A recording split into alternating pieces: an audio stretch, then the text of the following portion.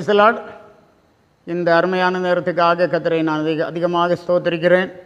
இரவெல்லாம் தேவன் நமக்கு நல்லவராயிருந்து இந்த புதிய நாளை இவ்வளவு சமாதானத்தோடும் சந்தோஷத்தோடும் காண ஆண்டவர் நமக்கு கிருபை தந்திருக்கிறார். கர்த்தரை நாம் அதிகமாக ஸ்தோத்திரிப்போம், துதிப்போம். கர்த்தர் மெய்யாகவே நமக்கு நல்லவராகவே இருக்கிறார்.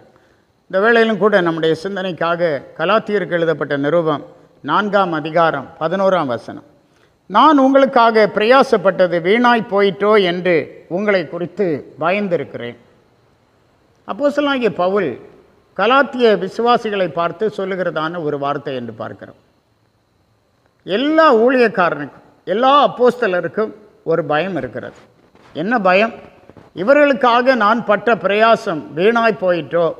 ஒரு ஆத்துமா பின்மாறும்போது, ஒரு ஆத்துமா அறிந்த சத்தியத்தை விட்டு பின்வாங்கி செல்லும்போது ஊழியக்காரன் மிகவும் பயப்படுகிறான். எப்படி பயப்படுகிறான்? நான் பட்ட பிரயாசம் வீணாய் போயிட்டோ என்று அவன் பயப்படுகிறான் என்று பார்க்கிறோம். அப்போஸ்தலனாகிய பவுல் இந்த 5ஆம் அதிகாரம் 19ஆம் வசனத்திலே சொல்லுகிறார், என் சிறு பிள்ளைகளே, கிறிஸ்து உங்களிடத்தில் உருவாகும் அளவும் உங்களுக்காக மறுபடியும் கர்ப்ப வேதனைப்படுகிறேன். கிறிஸ்து உங்களிலே உருவாக வேண்டும், அதற்காக நான் கர்ப்ப வேதனைப்படுகிறேன். இதுதான் ஒரு ஊழியக்காரனுடைய பிரயாசம் என்று பார்க்கிறோம்.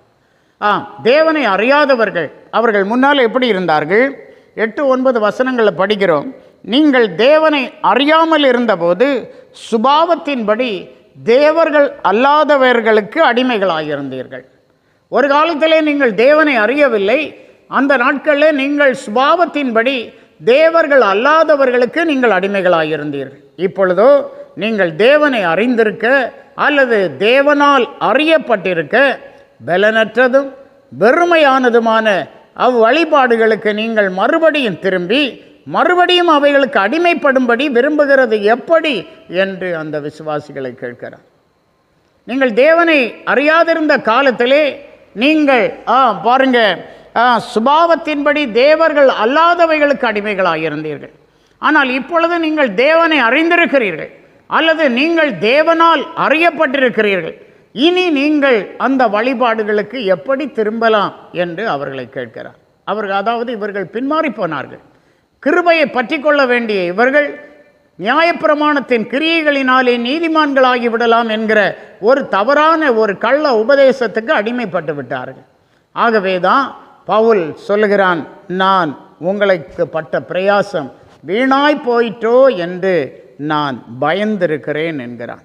எவ்வளவோ பிரயாசம் ஒரு ஆத்துமாவை ரட்சிப்பிலே கொண்டு வருகிறதற்கு ஒரு ஊழியக்காரன் எவ்வளவோ பிரயாசப்படுகிறான், எவ்வளவோ கண் விழித்து ஜெபம் பண்ணுகிறான், எவ்வளவோ அவர்களுக்கு தேவனை குறித்து சொல்லுகிறான், வேத வசனங்களை விளம்பி கொடுக்கிறான், அவர்களுக்காக ஜெபிக்கிறான்.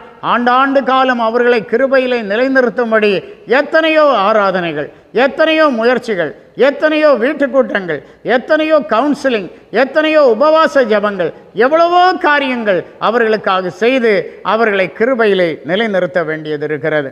எரேமியா 6ஆம் அதிகாரம் 29ஆம் வசனத்திலே படிக்கிறோம், துருத்தி வெந்தது, ஈயம் நெருப்பினால் அழிந்தது, புடமிடுகிறவனுடைய பிரயாசம் விருதாவாய் போயிற்று, பொல்லாப்பு அற்று போகவில்லை. எவ்வளோ புடமிடுகிறான், ஆனால் அவனுடைய பிரயாசம் விருதாவாய் போகிறது. பொல்லாப்பு இன்னும் நீங்கி போகவில்லை. பொல்லாப்பு இன்னும் அவர்கள் இருதயத்தை விட்டு நீங்கி போகவில்லை. ஆகவே புடமிடுகிறவனுடைய பிரயாசம் விருதாய் போயிற்று என்று எரேமியா வேதனைப்படுகிறத நாம் பார்க்கிறோம். பாருங்கள், தேவ பிள்ளைகள் பவுல் சொன்னது போல கிறிஸ்து உங்களில் உருவாகும் அளவும் நான் உங்களுக்காக கர்ப்ப வேதனைப்படுகிறேன் என்று சொன்னது போல நீதிமானுடைய பிரயாசம் ஜீவனையும் துன்மார்க்கனுடைய விளைவோ பாவத்தையும் பிறப்பிக்கிறது. நீதிமான் பிரயாசப்படும் போது அது ஜீவனை பிறப்பிக்கிறது. அழிந்து போகிற ஆத்துமாக்கள் ரட்சிக்கப்படுகிறார்கள். ஆனால் துன்மார்க்கனுடைய விளைவோ அங்கே பாவத்தை பிறப்பிக்கிறது என்று நாம் நீதிமொழிகள் 10:16 வாசிக்கிறோம். ஆகவே தேவ பிள்ளைகளாகிய நாம் இந்த நாட்களில் பாருங்க, தேவனுடைய ஊழியக்காரர் பட்ட பிரயாசத்தினாலே, எவ்வளோ ஜபத்தினாலே, எவ்வளோ கண்ணீர்னால, உபவாசத்தினால இன்றைக்கு கிருபையினாலே நாம் விசுவாசத்தை கொண்டு ரட்சிக்கப்பட்டிருக்கிறோம். இது உங்களாலே உண்டானது அல்ல, இது தேவனுடைய ஈவு என்று சொல்லப்பட்டபடி அந்த ஈவாகிய ரட்சிப்பை நாம் இழந்து விடாதபடிக்கு, அதிலிருந்து பின்வாங்கி விடாதபடிக்கு நாம் மிக மிக ஜாக்கிரதையாய் ரட்சிப்பை காத்து கொள்ளுகிறவர்களாக காணப்பட வேண்டும். 1 கொரிந்தியர் 15:58 வசனத்திலே இவ்விதமாக நாம் வாசிக்கிறோம். ஆகையால் எனக்கு பிரியமான சகோதரரே, கர்த்தருக்குள் நீங்கள் படுகிற பிரயாசம் விருதாவாயிராதென்று அறிந்து நீங்கள் உறுதிப்பட்டவர்களாயும் அசையாதவர்களாயும் கர்த்தருடைய கிரியையிலே எப்பொழுதும் பெருகுகிறவர்களாயும் இருப்பீர்களாக. ஆண்டவருக்காக படுகிற பிரயாசம் விருதாவாயிராது. நாம் கலங்கி போக தேவையில்லை. ஆம், நாம் பட்ட பிரயாசம் ஒரு நாளும் விருதாவாயிராது என்று அறிந்து அசையாதவர்களாகவும் உறுதிப்பட்டவர்களாகவும் ஆண்டவருடைய கிரியையிலே இன்னும் அதிகமாய் பெருகுகிறவர்களாகவும் நாம் கர்த்தருக்காக செயல்படுவோம். நம்மை அழைத்தவர் உண்மையுள்ளவர். அவர் நம்மை நடத்துவார், நம்முடைய ஊழியங்களை ஆசீர்வதிப்பார், நம்முடைய பிரயாசத்துக்கு பலனை கொடுப்பார். ஆகவே சோர்ந்து போகாமல் இன்னும் முன்னேறுவோம். கர்த்தர் நம்மோடு இருப்பாராக. ஜெபிப்போம். வானத்துக்கு பூமிக்கு ஆண்டவராய் இருக்கிற பரலோக பிதாவே, ஆண்டவரே ஸ்தோத்திரம். மனுஷன் தேவனை அறியாதிருந்த காலத்திலே சத்தியத்தை அவர்களுக்கு வெளிப்படுத்தும்படியாய் ஆண்டவர் உம்முடைய தாசர்களை நியமித்து அனுப்புகிறீர். ஆண்டவரே, அவ்விதமாக எவ்வளவோ பிரயாசப்பட்டு ஜனங்கள் தேவனை அறியும் அறிவை அவர்களுக்கு கொண்டு வருகிறார்கள். அப்பா, இந்த நாட்கள் அதற்கு விரோதமாய் சாத்தான் பயங்கரமாக போராடுகிறான். அதிகாரங்கள் போராடுகிறது. உலக பிரகாரமான மேன்மைகள் ஆண்டவரே போராடுகிறது. ஆண்டவரே, அவைகள் எல்லாவற்றிலும் ஆண்டவரே இந்த ஆத்துமாவுக்காக தேவ சமூகத்திலே பரிந்து பேசி அவர்களை ஆவிக்குரிய அனுபவத்திலே நிலைநிற்க பண்ணும்படி ஆண்டவர் உம்முடைய தாசர்களை வைத்திருக்கிறீராப்பா. இந்த ஜனங்கள் ஒருபோதும் பின்மாறி விடாதபடிக்கு ஆண்டவர் காத்துக்கொள்ளும்படியாக ஜெபிக்கிறோம். இவர்களை பலப்படுத்தும், நன்மைகளால் நிரப்பும். ஆண்டவருடைய ஆசீர்வாதம் உம்முடைய பிள்ளைகளோடு கூட இருக்கட்டும். கூட இயேசு மூலம் கேட்கிறோம் பிதாவே. Amen. Amen. God bless you.